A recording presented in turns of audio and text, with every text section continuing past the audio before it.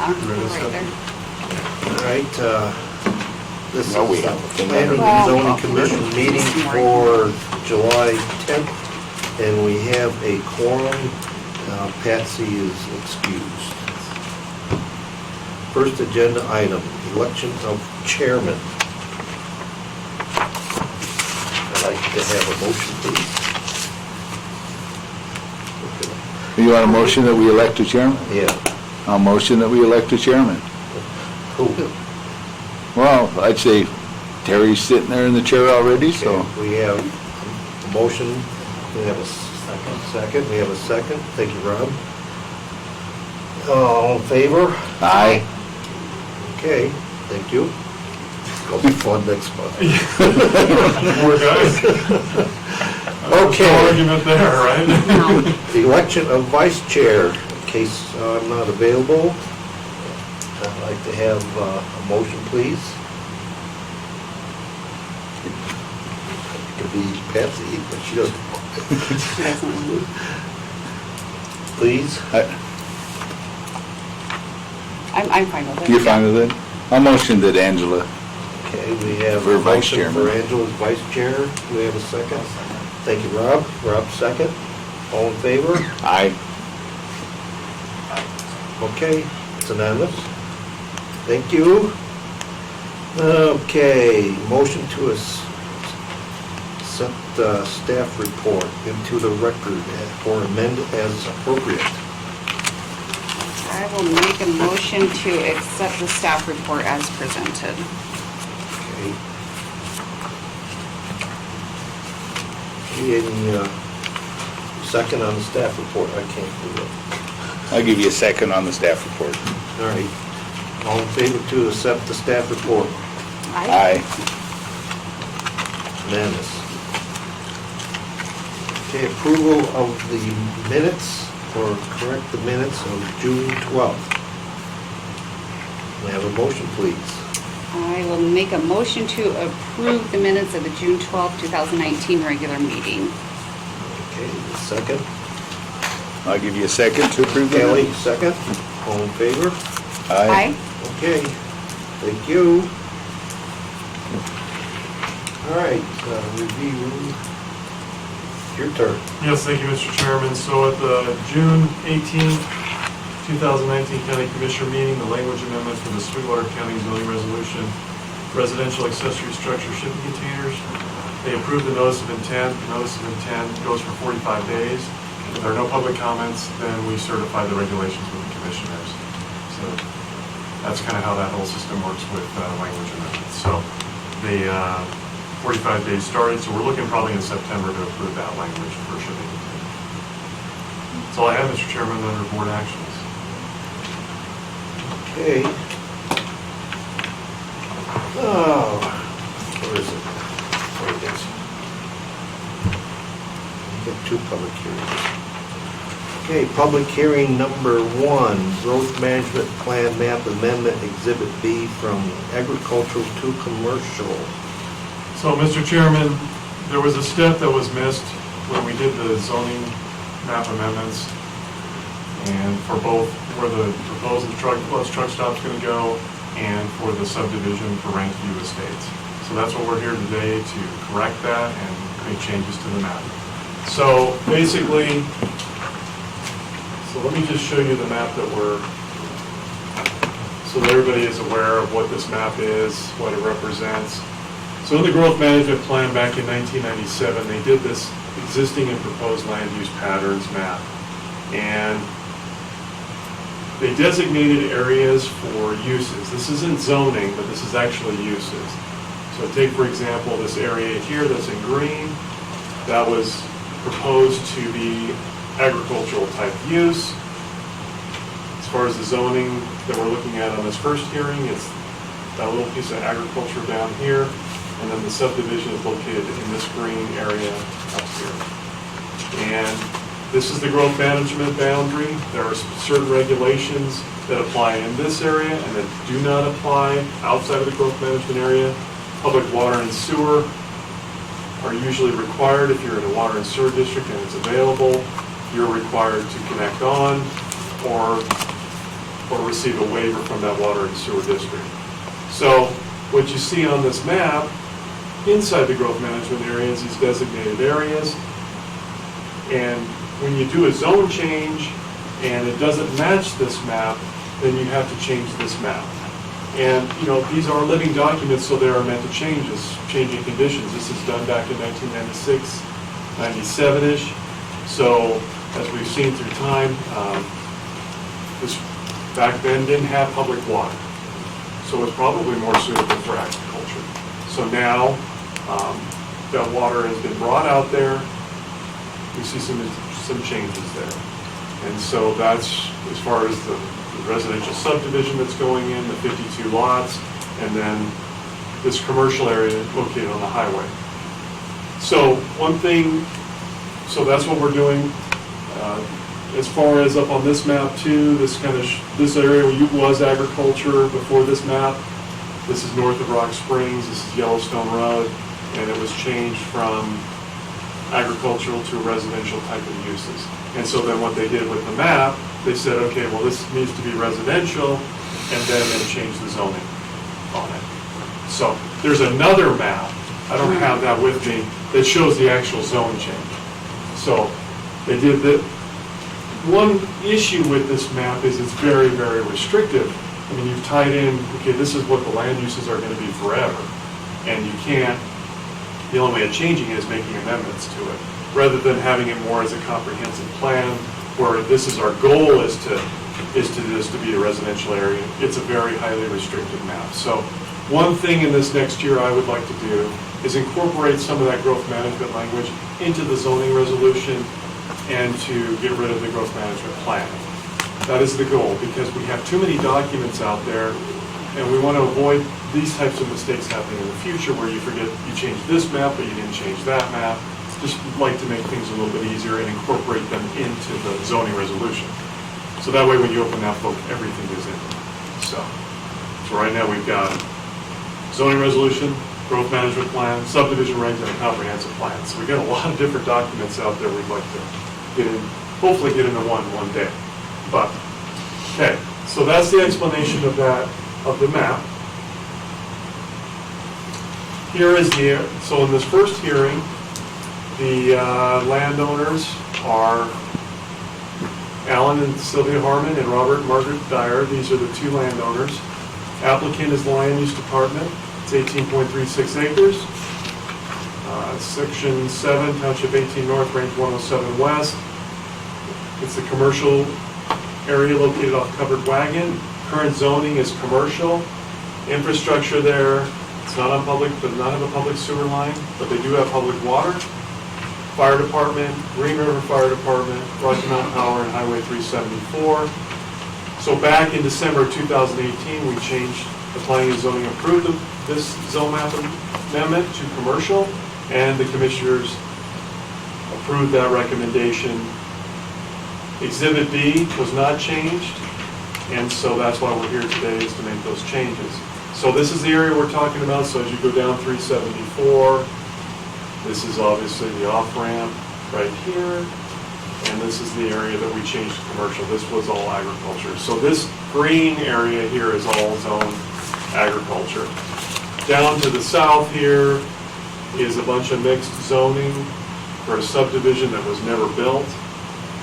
It's a Covered Wagon subdivision. That's a long story, a lot of litigation, things like that that went on there. This area was built and is commercial.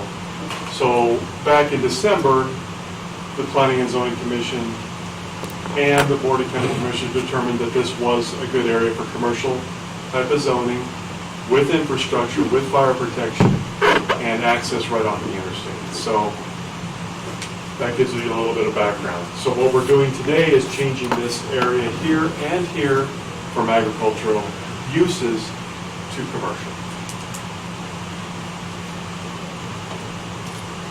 So you'll always see slides like this for the new members on the Planning and Zoning Commission, the postings. As you can see, it's all undeveloped at this time. And north, east, south, and west. We have review criteria for zone changes. Is it consistent and compatible with the current resolution? As previously stated, it will match the zone map amendments that were approved, so it is consistent with the comprehensive plan. The topography is suitable for commercial development, it's relatively flat. The site is adjacent to the interstate, makes it ideal for commercial. It can just demonstrate, does it have the right infrastructure there?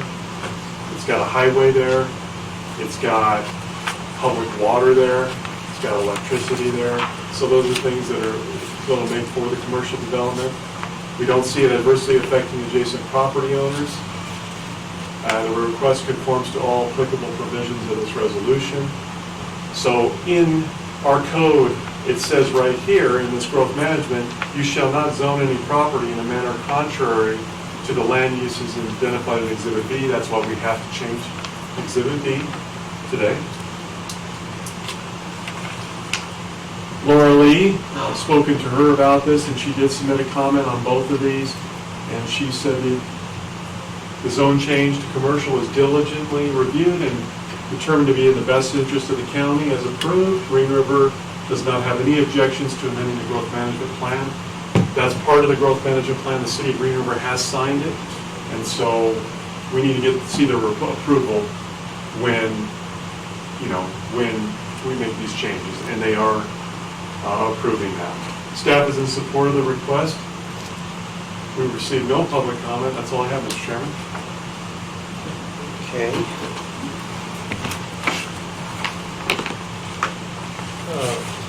Open this hearing for public comment. And does anybody in the audience wish to comment on the map change? Okay. There's no public comment in for or against or in general. Closing the public comment period. Okay. Return it to the commission. Do you have any questions? No, I like the idea of this next year working on that. That's a lot. I could see where this easily got missed. Yeah, it did. And that's just yes, a lot. It is. Yeah. We even have a joint application, but it was one of those things where it just, things got busy and staff missed it. And so that's why staff is, obviously we're supporting the request and, so. Yeah. Question, Eric. Yes. Are these maps on GIS so public can access these? That's a good question. The GMA stuff is, all I can find right now is a PDF copy of this. Oh. And so that is an issue. Jeannie is retiring. She's our GIS person. We are going to hire someone hopefully in the next month here to fill that role.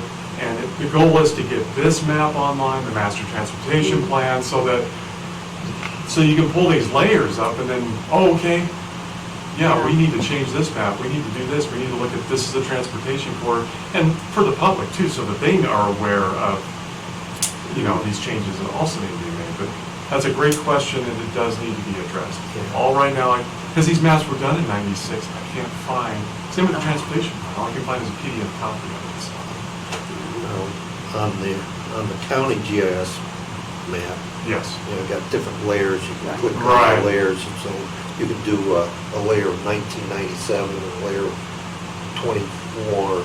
And get lost really quick playing around in it. Yeah. I play around with it. It is fun. Yeah. Yeah, but this is definitely something that's not on there right now that we'd like to see other maps included in it. So, I agree. All right. I'd like to entertain a motion. Anybody wish to make a motion to approve the amendment, Exhibit B changes? Go ahead.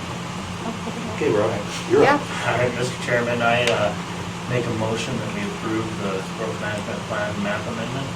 Okay. Have a motion All second? and a second, thank you. All in favor? Aye. Aye. Motion carries. We have public hearing number 2. Okay, a little different. Land Use Department Growth Management Plan Map Amendment, Exhibit B again, from agriculture to residential.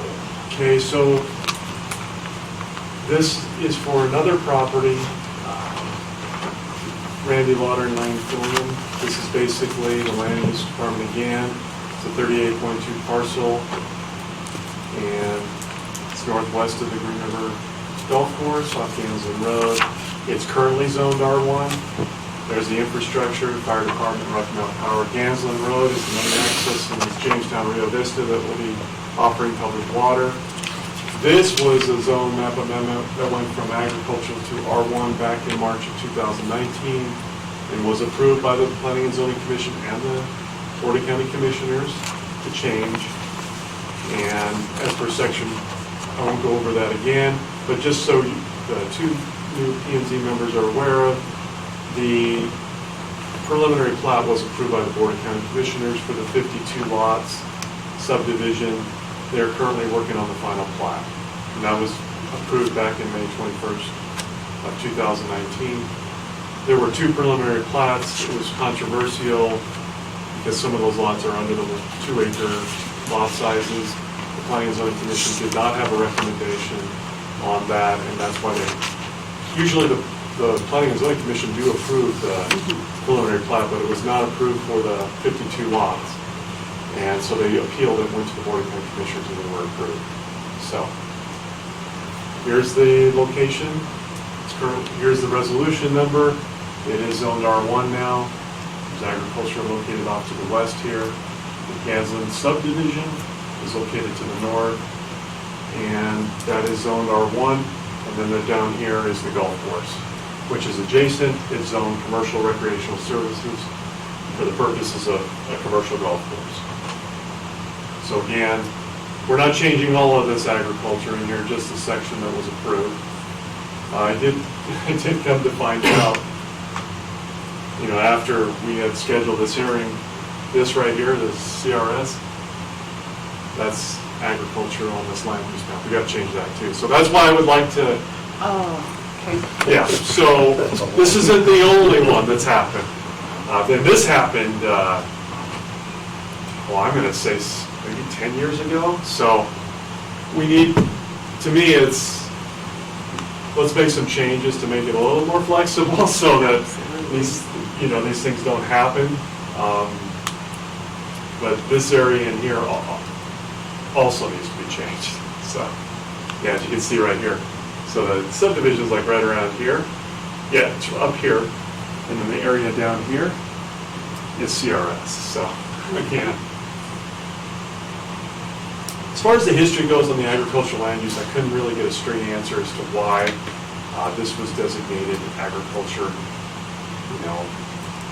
Didn't have public water was probably a good reason for it, and probably didn't have the vision to develop it during that time. So anyway, so here's the posting.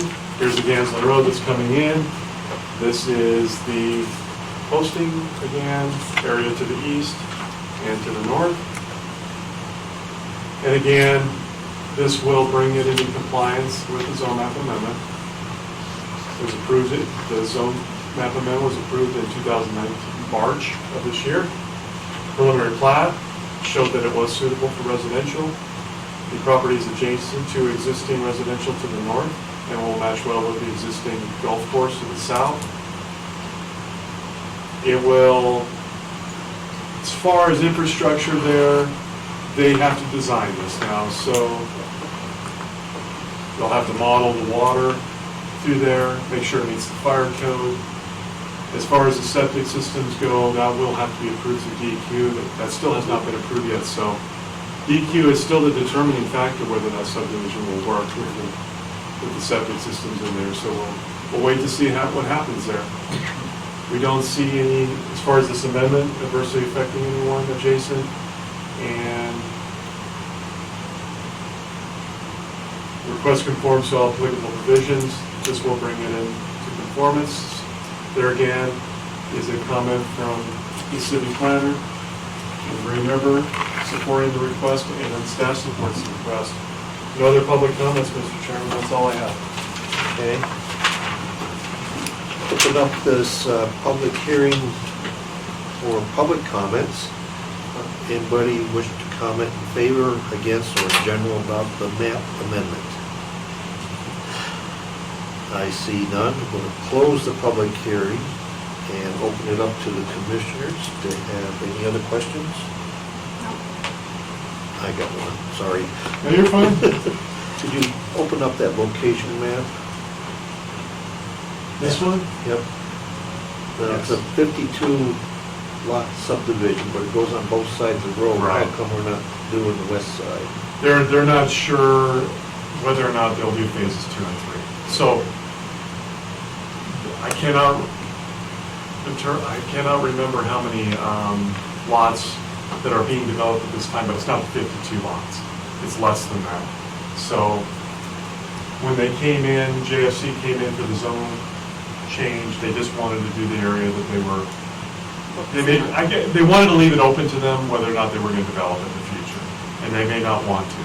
And they just wanted to leave it agriculture. So So, it was their choice. yeah. And that area there, probably 40 years ago, was gravel pit. Oh, Well, Really? Before zoning and that sort of stuff. Here? Yeah. okay. Did not know that. If you lose golf balls, you go wandering in there. You see Into the, it. That's I see. Okay, thank you. Any other questions or comments? Okay, I'd like to entertain a motion. I would like to make a motion to change the plan map from agriculture to residential. I have a motion. Do we have a second? Second. Thank you, Rob. All in favor? Aye. Aye. Aye. Motion carries. Okay, agenda. Okay, other business. You got none, is that still right? I do have something, Mr. Chairman, just to kind of talk about next month. So just more information than anything. So Love's Truck Stop will be a big hearing. There's obviously, you're aware of all the controversy with that. I will get those reports out to you as soon as I can. I know typically I get them out a week before. If I can get it sooner, I will do that. The traffic study has come in, it's been revised. I've had the engineer look at it, I've had Gene take a look at it. It really is up to YDOT what they determine what improvements will be necessary since they have jurisdiction. So I'm hesitant to give out the traffic report until we get YDOT comments back. And then as soon as those do come out, I will send those out for whoever wants them. So it's 178 pages. I just want the conclusion. But there's a lot to it. I mean, there's, first of all, the issues that are there are basically turn lanes, into the site, because there are two accesses, one for the trucks, one for the cars. And then there's the road, the condition of the road, that's an issue. Highway lighting, that's an issue. And then the on-ramps, whether they're long enough and sufficient enough for trucks to get up to a speed safe to get on the highway. So that's what YDOT is looking at. As soon as we get those comments back, then I can send that out to whoever would like that. I've also let everybody know with the public, they can also, those are public information, they can receive that. I just like to wait until the YDOT comes back with their comments. The air quality study came in, that determined that, and I've spoken with air quality, it's insignificant. So we've done the mailings out, things like that. One thing, we do have review criteria, and maybe when I go through the staff report, that review criteria will be in there. That's what staff reviews. On conditional uses on anything, we stick to the book. This is what the review criteria requires on conditional uses. If it meets that, then staff's going to recommend approval for that. Of course, there is the public comment period that will be a part of your decision too, that will be a part of that. But I just want to be clear, that is what's going to happen as far as when we get to that, to next month. We'll review it according to our regulations, if it meets that. If it doesn't meet that, then it's a negative recommendation. That's typically how that works. So, any questions on that?